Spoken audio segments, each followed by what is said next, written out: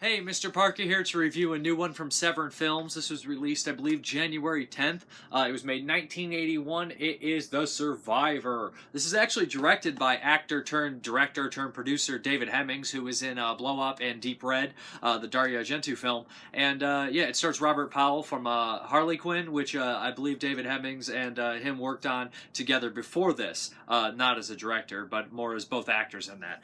So yeah, this is an Australian movie with British and American and Australian actors and actresses in it. I'd never seen this movie. It was previously released on Elite DVD, I believe, in the Australian pack. But yeah, The Survivor. I'm a big fan of the labels from Severin Films. They do a lot of Australian films, and they always do really good masters. This one looked pretty good. No complaints about how the film looked. Looked very good. Was in widescreen. This is actually based off a book by James Herbert, I believe. He did, Rats, which was turned into the movie Deadly Eyes, which is a ridiculous, I think, fun movie. And yeah, this is a little bit different from the book, from what I understand. But the basic plot is a pilot survives a plane crash where around 300 people die. He walks away without a scratch. And soon he feels like he's haunted. There's some lady who has some connection who witnessed the crash.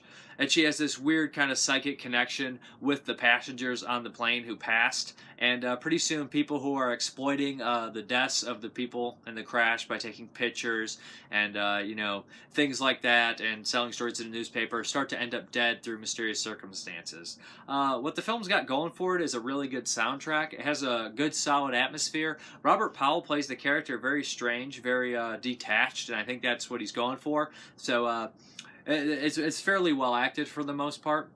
The movie is a little inept, a little strange, and I think it's supposed to be that. I'm not necessarily sure if it works, and the kills do seem to come out of almost nowhere. A lot of the film seems to be more of a drama than anything else, and I think it would have worked best, honestly. I've never read the story, so I don't know how accurate, how close it is to it, but I believe this would have translated better to like a Twilight Zone episode. It has the same kind of twist and the same kind of storyline going into it. I don't want to give too much away, but the production design is pretty good. The plane crash is solid in the beginning. I thought it was pretty intense. The kid angle added into like this kind of psychic ability and the little children in the movie gives it a creepy feel. And there's a couple good genuine scares in here. My personal favorite scare is when the guy's hearing like a little girl laughing and he feels a little girl's hand grab his. You see it, and then he looks down and it's a burn up doll from the plane. I think that was probably the creepiest moment in the film. And the deaths are kind of cool, how they work them out and stuff. Some Final Destination stuff in there.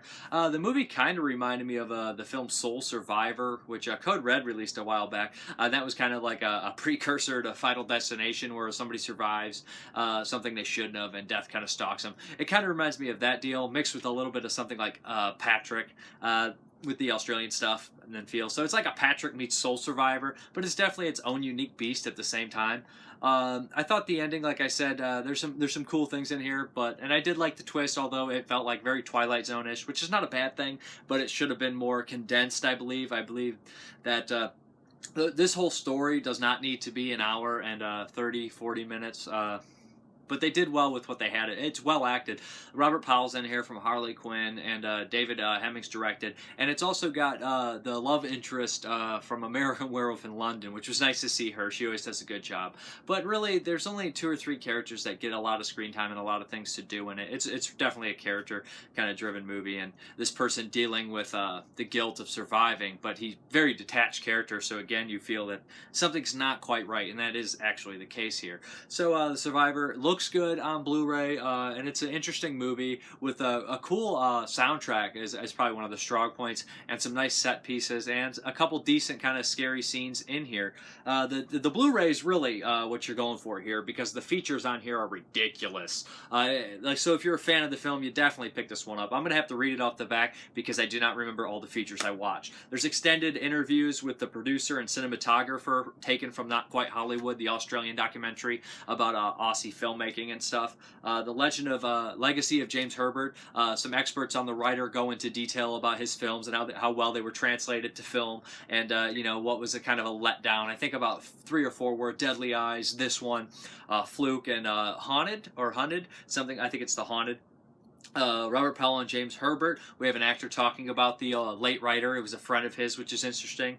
And archive TV special. These I really enjoyed. There's archive TV interviews with David Hemmings and Robert Powell as well. But there's this kind of 30-minute special that kind of goes in depth and interviews a bunch of actors from the movie, including Joseph Cotten, who's American, who came down for a small role in here. So it's nice to see kind of Australian TV and how they handled the movie business. I thought that was kind of interesting as well. And there's also like a 32-minute trailer reel with all the stuff that the producer made, and there's great stuff on there like Turkey Shoot and Strange Behavior, aka Dead Kids and stuff. A lot of Severin releases, and there's a couple titles on there that I really wanted to check out afterwards, especially Time Guardian, which I actually have a disc sitting here, and I couldn't believe it. Looked very, very fun.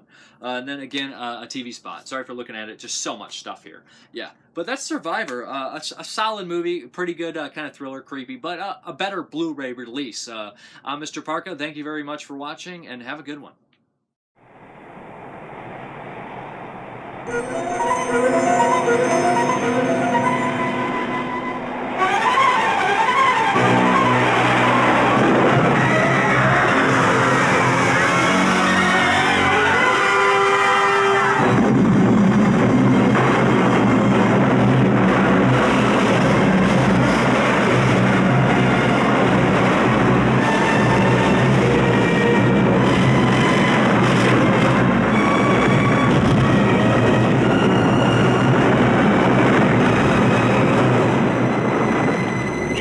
Herbert's frightening novel of supernatural power is now a movie.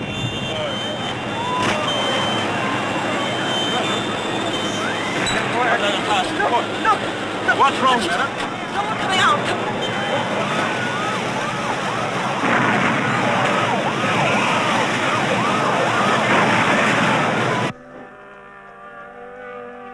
After all, I've just killed 300 people in a field and walked away without a scratch. That makes me pretty special, doesn't it? The pilot is haunted by the guilt of his survival. It'll come. It has to, Harry. I think I'm going mad. The psychic is tormented by visions of the horrors yet to come.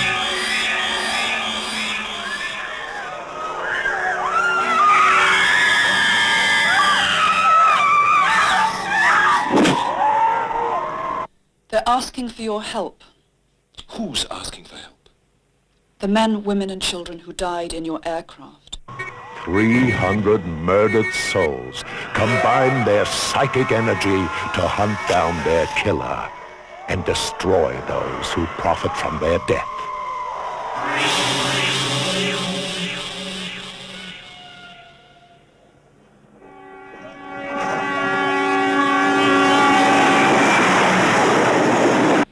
Are you sure you can go through with it? He has to. Help us all. Brace yourselves for a journey to the outer limits of nightmare. You've seen the gates of hell, Mr. Keller. You survived.